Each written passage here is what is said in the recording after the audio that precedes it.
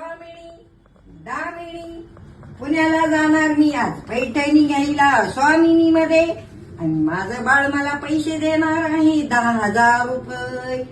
स्वामिनी दामिनी स्वामिनी दामिनी स्वामी. ऐक, काय तू अजून 8 दिवस झाले नाही तुळशीबाग पालखी घालून आली आहेस. 4 आठवड्या बरोबर घेऊन नकोस. कशाला पाहिजे तुला पैसे? काय संबंध घेऊ नको. नको घेऊ. कधी खरेदी केली अगं तू? अजून ते कपडे घातलेत तरी का? 1 मिनिटात माझं पोरग मला पैसे देईल. तो देईल पण तू घेऊ नको. तेच म्हणते. मग मी खरेदी नाही करणार. माझ्या जवळ ठेवणार अशी कॅश. कशासाठी? का? काहीतरी वेगळं आवडतं दिसलं तर तर? लगेच खरेदी. तेच म्हणते खरेदी करू नको. कॅश कशाला? 1 रुपया पण देऊ नको. खूप झालं. चालली कुठं तू?